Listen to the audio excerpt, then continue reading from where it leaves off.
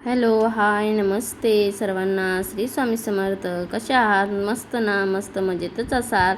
चला तर मग या पद्धतीने तुम्ही कधी रस्सा बनवलात का? रस्सा भाजी बनवलात का? आमटीला काही नसेल तर ह्या पद्धतीमध्ये रस्सा नक्की ट्राय करा. आणि हो, व्हिडिओ स्किप न करता संपूर्ण पहा, म्हणजे तुम्हालाही कळेल मी कोणत्या पद्धतीने रस्सा बनवणार आहे. त्याच्यासाठी बघा, काजू, मगजबी, फुटाणे डाळ घेतलेले आहेत छान असे. त्याच्यामध्येच गरम मसाला आहे, तीळ, धने, दालचिनी, आलं आणि लसूण घेतलेला आहे. थोडं लसूणाचं प्रमाण जास्त आहे, आल्याचं थोडंसं कमी आहे.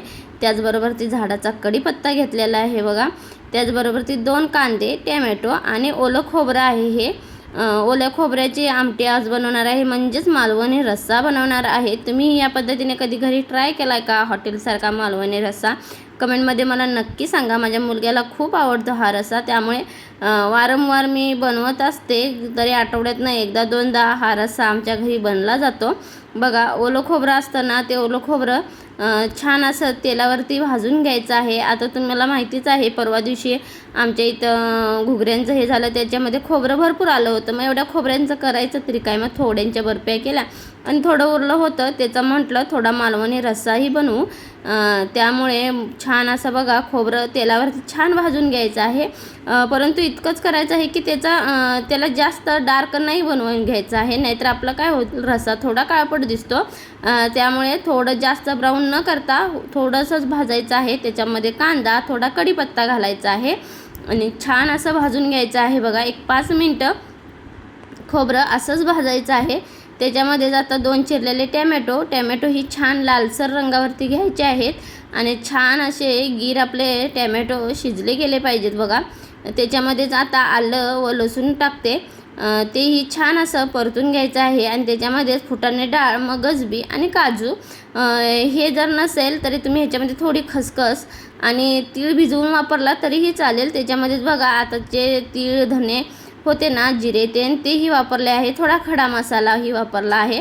आता एक 5 मिनटं मी परतून गार करून घेते. बघा, आता आपला मसाला गारही झाला आहे. एका ताटामध्ये मी काढून घेते. बघू शकताय तुम्ही किती छान असा ताटामध्ये काढून घेतला आहे. आता मिक्सरच्या भांड्यामध्ये त्याला ठेवून ओतून घेते आणि गार असा मसाला आपला त्याची प्युरी बनवून घेते. बघा, छान होतो आणि चवीलाही अप्रतिम होतो. हॉटेलमध्ये जसा आपला मालवणी रस्सा मिळतो त्याच पद्धतीने हा रस्साही बनतो बघा.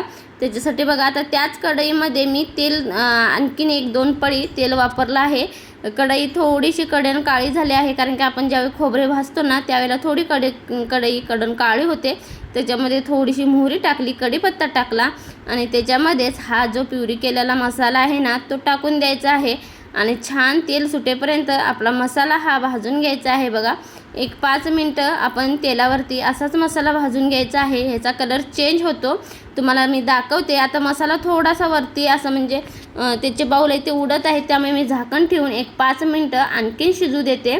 तुम्ही बघू शकता आता परत आपला कलर किती चेंज झालेला आहे, कारण की जसं जसा मसाला शिजत जातो त्यावेळेला आपला कलरही चेंज होत जातो मसाल्याचा. त्याच्यामध्येच बघा, मालवणी चमचा, जी मालवणी चटणी असते ना, ती मी 1 चमचा घातली आहे. आणि आपलं घरगुती लाल तिखट असतं, म्हणजेच काश्मीरी लाल तिखट 1 चमचा वापरला आहे. त्याच्यामध्ये धना, जिरा आणि बडीशेप ह्याची पूड आहे, हळद, चवीपुरते मीठ आणि थोडा गरम मसाला वापरलेला आहे. आणि ह्या पद्धतीने जर तुम्ही बनवला मालवणी रस्सा तर खूप छान होतो आणि लहान मुलेही आवडीने खातात. माझ्या लहान मुलग्याला जास्त आवडतो. आणि ज्यांना कोणी व्हेज प्रेमी असतील ना, त्यांनी हा एकदा तरी मालवणी रस्सा ट्राय करा, नक्की छान होतं. त्याच्यामध्येच बघा, आता मालवणी जो मसाला आहे तो शिजण्यासाठी एक 5 मिनटं मी झाकण ठेवून छान असा मसाला शिजवून घेतला आहे. तुम्ही बघू शकताय, त्याच्यामध्ये थोडंसं गरम पाणी घातलं आहे आणि थिकनेस असा छान झाला ना की त्याच्यामध्येच थोडं आपल्याला लागेल तेवढं पाणी ओतून घ्यायचं आहे.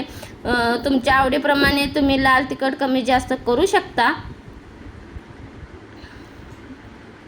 त्याच्यामध्ये कसुरी मेथी, आता तुम्ही बघू शकता किती छान असं तेल सुटलेलं आहे आपल्या रश्श्याला आणि आपला रस्सा तयार झालेला आहे. तुम्ही कधी या पद्धतीने ट्राय केला आहे का? कमेंटमध्ये मला नक्की सांगा. लाईक, शेअर, सबस्क्राईब नक्की करा.